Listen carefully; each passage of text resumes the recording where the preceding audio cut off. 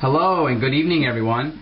Tonight I'm going to make curry, and this is 100% vegan. There's no fish ingredients or meat ingredients or anything like that. But you should be aware that a lot of curries have meat in them, like usually like beef bouillon or something like that, just to flavor it. So you got to be careful. I found this brand, S&B spicy curry mix. And this is a very popular brand, and they make the pre-packaged stuff that comes in a little cardboard box as well. But metal can, and this is all veggie, so good to go there. And I found in another little shop that I go to, vegetarian curry, so that's cool.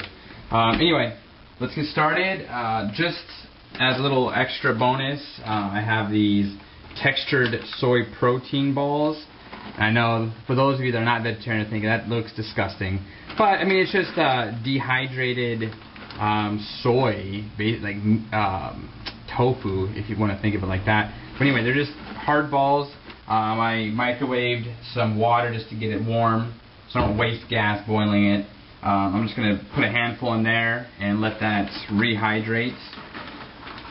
Okay, so for curry, it's very easy, and it's very delicious, and it's very cheap.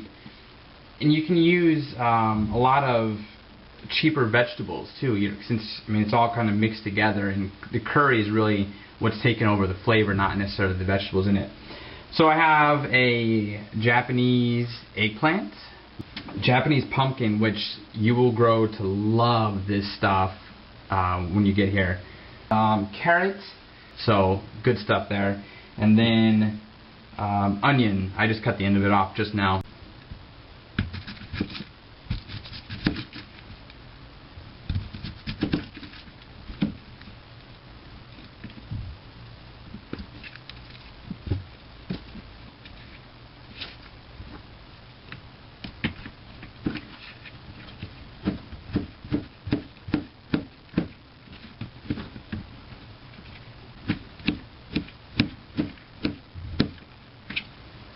Okay, I like to cut the onion and get it cooking first.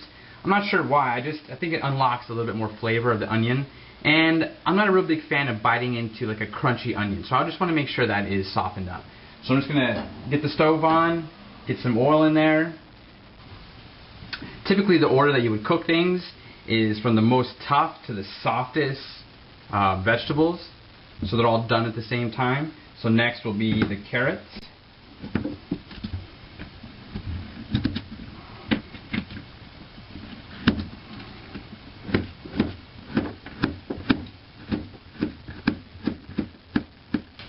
Then after that, pumpkin.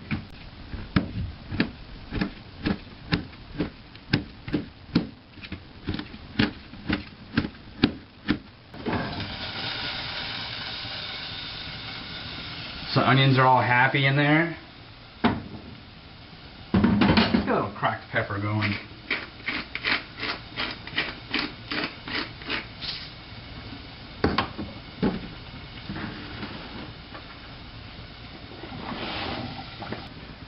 Okay, so here are those rehydrated soy protein balls. So you just drain them, squeeze out a little bit of water, and they're ready to use.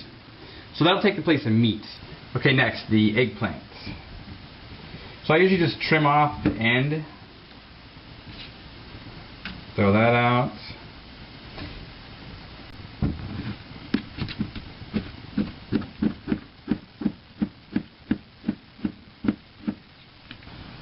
Okay, so I have the onions, carrots, and pumpkin simmering right now. I'm going to wait just a little bit before I put the eggplant in because it will get mushy quicker than the others. But while that's waiting, just to show you this powder. So this is not just the curry seasoning that you buy. That's a dry powder. This is like a wet powder. It's got the curry powder in it and some of the thickening agent, probably cornstarch or something like that. Maybe a couple other things, but anyway, you just once this is all the veggies are all softened up, cooked, add water, and then add the appropriate amount of the powder. And it'll say on the back of whatever you get, if you get the powder type. Okay, so in goes the eggplant.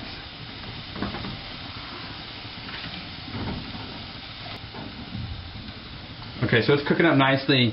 So as you can see, there's no water in here yet. It's just the oil and onions and then the natural juice from the veggies. And I keep the lid on just to keep the moisture inside so it doesn't burn. Okay, so the veggies are all softened up. We're ready to add water and the curry powder. You can see, as I mentioned, there's no water in there now.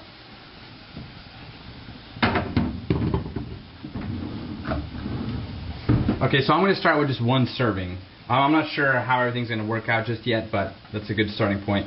So 300 milliliters of water. And that requires 2 scoops.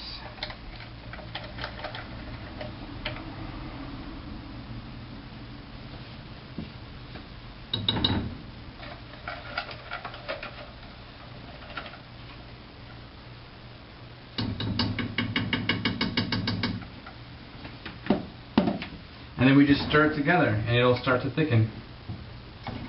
Okay, so I just checked it and it wasn't thick enough for whatever reason. So I added 1 more scoop of the powder mix and it's getting closer. We just add until it gets to the consistency that you want. And it doesn't really matter, it's just personal preference, but you know, most of us are used to the real thick and rich curry. So just add a little more powder. And also, let's not forget these rehydrated soy protein balls. I think there's a little bit much here to put all of them in there, but I'm going to put some and then just see how it goes, and if it looks like it can hold more, then I will.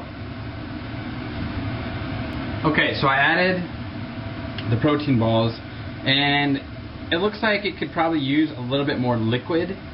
Once again, that's personal preference. I think I will add just a little bit more liquid, maybe another 50 milliliters, and then another scoop of the powder.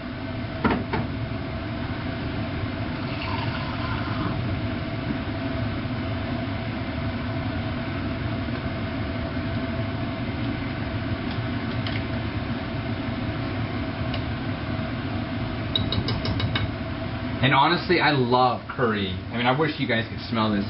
It is just, it's amazing. And Japanese curry is so good. I mean, I love Indian curry, and that's, of course, where it came from, but I don't know, Japanese curry's a bit sweeter, maybe? I'm not quite sure, but you can get all kinds of different hotnesses, levels of heat. But, yeah, love it. Love it. So I tend to be a little bit more generous with this just because I just love that flavor. Okay, so it looks like everyone's making friends in here. Looking good. It's about the right consistency for me anyway. That'll do. So let's have a little taste.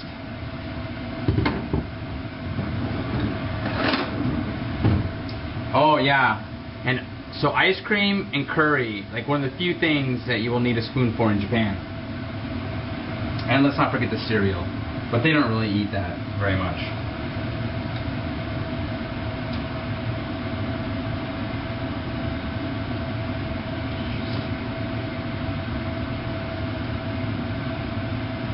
Oh wow. So I actually grabbed 2 of the protein balls just to make sure it was alright.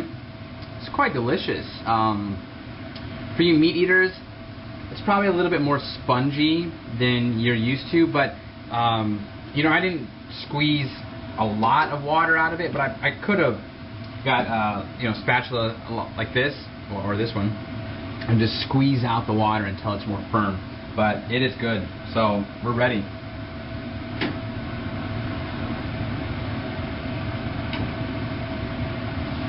And there it is, ladies and gentlemen, vegan Japanese curry. Oh, it looks delicious.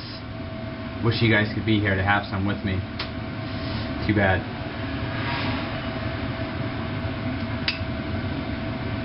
Alright, thanks for watching.